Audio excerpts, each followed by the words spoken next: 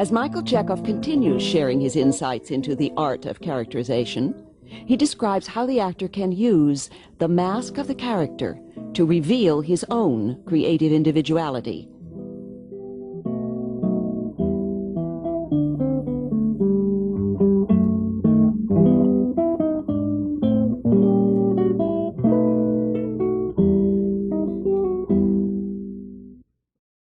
In the very beginning of our talk, I said that every talented actor is possessed by the desire to transform himself. That means to play each part as a character part. I also promised to explain my statement and even to justify it. I'll try to do it now. You, my friends, as talented actors, might have noticed long ago that two psychological processes interest you most. One is to express yourself on the stage, and another is to absorb and accumulate as much as possible of all kind of life experiences and all sorts of knowledge. Undoubtedly, you've noticed that the richer your experiences and knowledge are, the more colorful your acting on the stage becomes. These two processes might be compared to the process of breathing. While you are expressing yourself, you exhale. And while absorbing your experiences, you inhale, as it were. All of us actors live and breathe in the sphere of art. That means that our exhaling and inhaling are of a very special kind. We never express ourselves directly, but always indirectly. In order to express ourselves on the stage, we need a mask. Those of us who are able to create and then to wear and to use our masks are true actors. And what is it that serves us on the stage as a mask? It is our role, our part, which we play as a character part. To be able to wear our mask on the stage with sincerity, truth, and artistic dignity, we have to transform ourselves into this mask, to become, so to speak, the mask itself. Only these different masks give us the true opportunity to express ourselves each time anew with utmost originality and ingenuity, to play our part straight in the sense of creating a series of self-portraits. That means to appear before the audience unmasked, naked. The moment I deny or neglect the necessity of wearing a mask on the stage, I immediately leave and desert the field of art. In that case, I might consider myself as a more or less skillful loudspeaker for the playwright, but I am not an actor anymore. I convey to my listeners lines and thoughts of the writer, but not my own feelings, emotions, will impulses.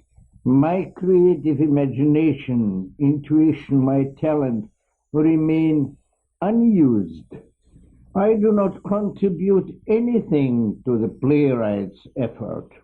Do you think my old aunt wouldn't be able to read to me aloud a new play? Oh, of course she would be able to do so. But for that, I wouldn't consider her to be an actress. Of course I would be grateful to her for reading to me the entire play, but I would have to tell her also, my dear aunt, through your reading, you didn't express yourself. I didn't get any new revelation about you. And why so? My aunt would ask. Because, my dear auntie, you did not transform yourself into any character of the play you just finished. You didn't wear their masks. But who is it within us who wants to express himself through the medium of the mask of this or that character? Certainly not that obvious everyday person who does his business, enjoys gossip and all kinds of sensations, who wants to be constantly entertained, who rushes from one moment of pleasure to the other, who is concerned with his own happiness or sorrows only, and doesn't mind suffering of others, who glides upon the surface of life, with other words, who with such naivety paints and sells his self-portrait.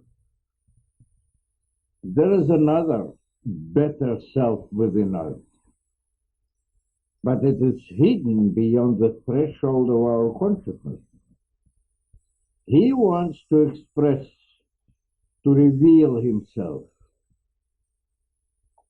We cannot discuss fully the true nature of this other self. It would take hours, perhaps days. Let us be practical and content ourselves with picking out one feature only from the great variety of the qualities of this wise, loving, compassionate, and powerful being within us. What is this only feature upon which we'll concentrate our attention?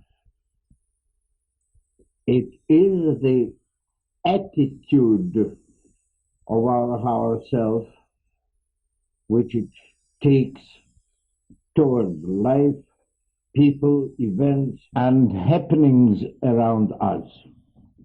This attitude is very much unlike to that which we see in ourselves when we only glide upon the surface of life. We might, for instance, be inclined to always accuse and criticize, often with great cynicism, the behavior, the characters, the words and opinions of others, whereas in the hidden depths of our true self, we understand, forgive them. Perhaps we feel compassionate and rather sorry for their mistakes and shortcomings. But this other attitude towards life and people around us remains hidden until and when, with all our might, we ask our better selves about this attitude. When working upon our part, we must discover this attitude of our other self toward the character we are going to perform on the stage. This higher self is the true artist within us, is the bearer of our talent, the creator of all our roles. It is a dangerous thing for an actor to neglect the voice of that higher self. Sooner or later, It will revenge itself for its imprisonment because its desire to express itself is immensely volcanically strong within us. It cannot be chopped or brought to complete silence. It will express itself, but if neglected, it will be compelled to reveal itself through wrong channels, causing much harm to the actor. Especially in our age, when we are so proud of our materialistic world conception, which flatly denies the existence of higher self, labeling it wrongly with the term of mysticism. And it is most characteristic just for materialistically minded actors of our times, who consciously deny the existence of their higher self and banish it from their professional work, that just as they fall victims of its revenge. Did you ever ask yourself why so many of our colleagues are, for instance, so superstitious and often afraid of solitude, tranquility, and silence around them, and even like children of dark rooms? Why are they so sensitive to all kinds of ill or good signs and omens, which gradually obtain more and more power over them? And sometimes such power that secretly, or very secretly, of course, they have to take precautions against ill omens by knocking, for instance, 3 times at something hard, or swallowing 40, 50 times, or stepping upon some patterns on the carpet, or while walking on the street, avoiding crevices between the stone plates of the pavement, and so on. Those things, if not stopped, grow and develop. Did you ask yourselves why many of our successful and seemingly happy colleagues become sometimes nervous, irritable, and restless without any visible cause and reason? And why many of us actors suddenly collapse and suffer from all kinds of breakdowns and are unable to overcome them until finally we see them standing at the door of a psychoanalyst? What is it that worries them so much and goes entirely against their firm, logically unshakable materialistic convictions, which, as they say, are in full harmony with the modern science? Might it not be the subterranean volcanic revolt of their own higher self, longing for an outlet but being denied, using wrong channels for its expression? It would perhaps never happen to an actor who is courageous enough to admit into his professional work the power, the voice of his other self, even by mere but persistent asking himself, what is my true human attitude toward that type of people and that particular individual character which I am going to portray on the stage? How much will be gained by such a courageous actor? First of all, he will have a firm starting point for interpreting his role. He will feel The way I play this part is my own way, my individual approach to it.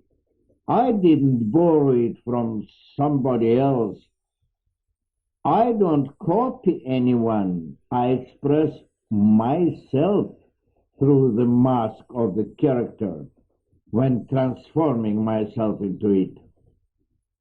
The actor will feel inspired and inwardly strengthened by his own higher self, which from now on will become his authority within and not somewhere without him. Moreover, he will obtain the invaluable ability to be always present on the stage, just because he knows now who he is and what he is going to express through the mask of his character. His acting will become full of meaning. It will acquire a human note. He will be able to say to himself, my talent grows and develops.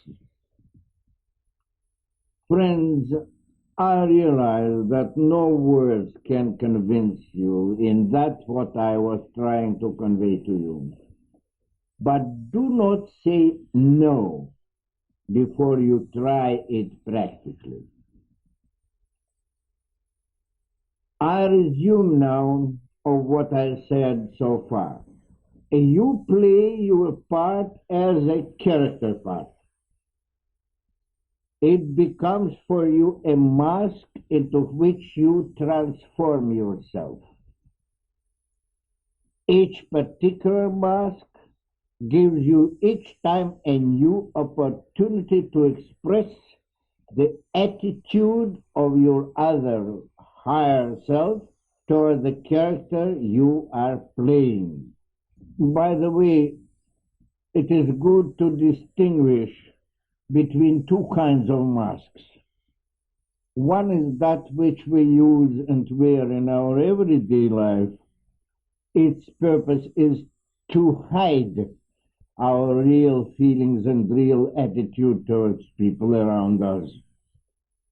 Another kind of mask, which we wear on the stage, serves us as a means to reveal, to express our feelings and the true attitude of our other selves toward the characters we perform on the stage. So much about the exhaling, expressing ourselves through the medium of art. It remains to say only a few words about the process of inhaling, of acquiring and accumulating the knowledge. This process is also based on our ability to transform ourselves into the thing or a being we want to know. We have to become it, the same way as we become the characters which we perform on the stage. A superficial observation doesn't enrich neither our mind nor our feelings. We have to develop the ability to open ourselves to the thing or person we want to know and learn to bring to silence our usual likes and dislikes, our sympathies or antipathies, until the object of our observation penetrates into us, permeates us, as it were, with its qualities, until it transforms us into itself. It is the only true way to accumulate life experiences, which will inwardly make us wiser and richer as artists. I might express it also this way.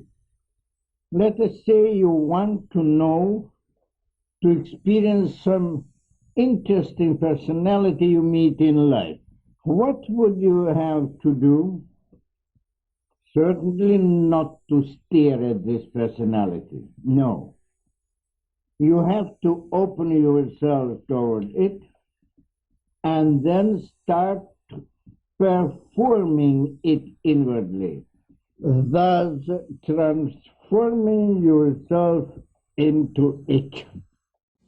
In conclusion, permit me to suggest to you a couple of rather amusing exercises by means of which you will be able to get the knowledge of any person around you or the knowledge of the character you are going to study using the same means of transformation.